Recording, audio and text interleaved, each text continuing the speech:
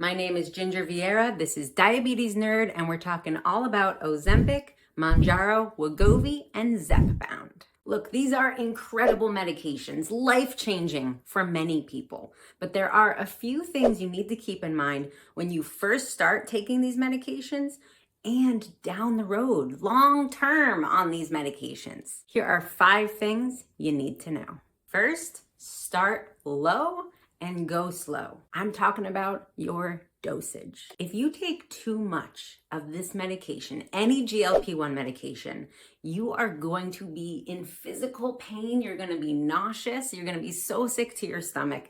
You're going to be miserable. Instead of rushing to lose all that weight, take your time. It will happen. Start on a low dose. Let your body get used to having these extra hormones working around in your system.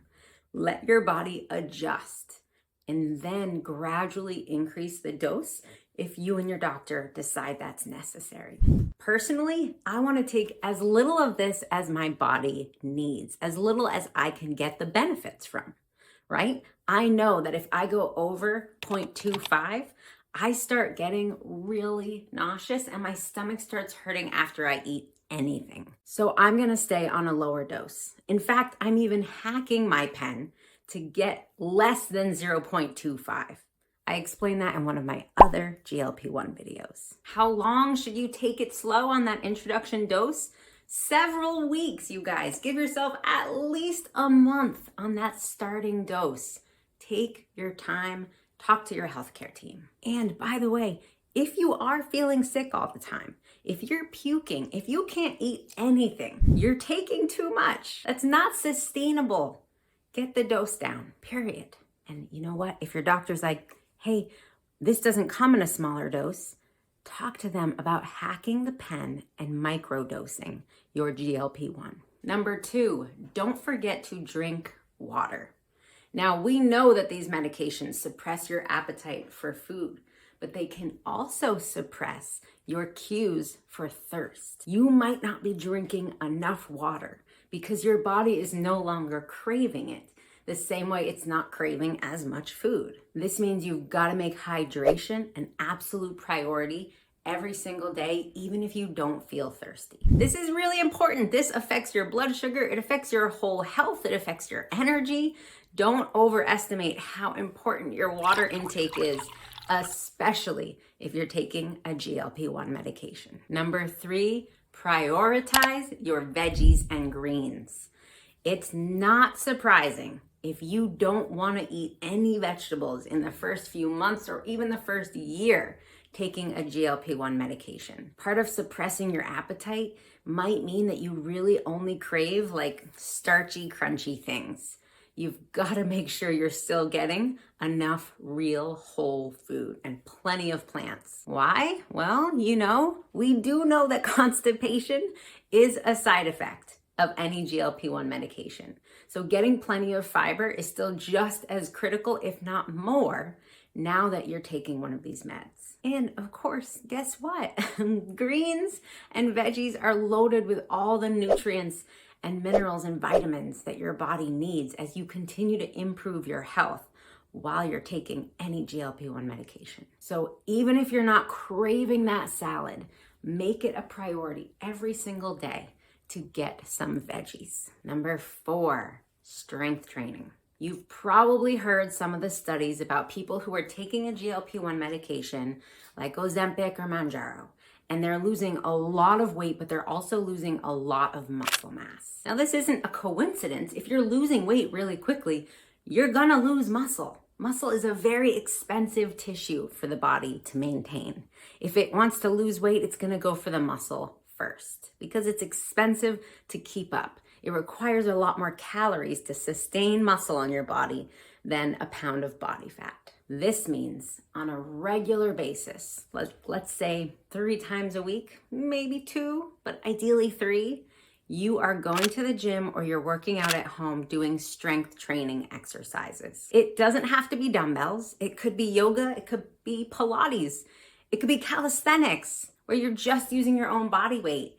a 15-minute calisthenics workout on YouTube for free. That's not hard to do while you're watching your favorite show. And don't forget, at the end of that weight loss success, when you have lost a lot of weight, you want muscle on your body because muscle helps keep your resting metabolism, the amount of calories you burn at rest, higher because muscle is more expensive to maintain. Don't forget your strength training. Do it. It's gonna matter down the road. And lastly, number 5, be careful when consuming alcohol. I have experienced this personally. I am significantly more sensitive to alcohol now that I'm on a GLP-1 medication than I was before.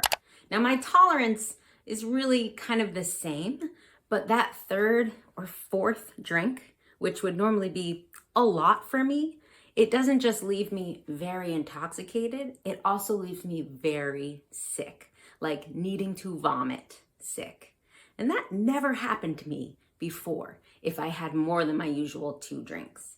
So when I've been on vacation in the Dominican, and it's a long stretch of time in the sunny afternoon, and I'm overindulging in alcohol, I have regretted it because I have gotten sick on 2 different vacations for the exact same reason, that 3rd or 4th serving of alcohol. And I've never gotten sick on alcohol like that before, from 3 or 4 drinks over the course of many hours. GLP-1 medications do affect how you digest alcohol.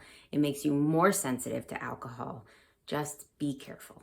I do want to address one last thing.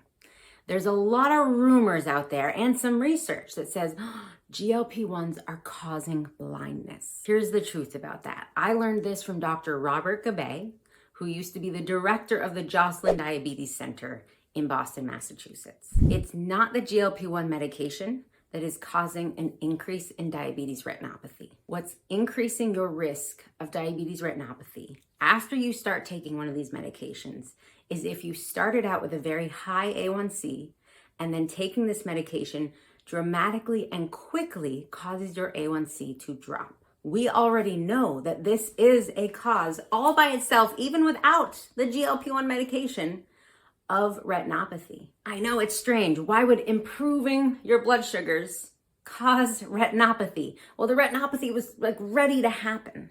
This is very common if you talk to people who've developed retinopathy, but they actually saw it all hit when they started trying to dramatically improve their blood sugar levels, when they went from a 10% A1C down to below 7 in just a matter of a month or 2. That dramatic drop in your blood sugar levels can cause dramatic damage to the blood vessels in your eyes. So what's the solution for that? Well, the solution is that you're supposed to gradually improve your blood sugar levels, not suddenly.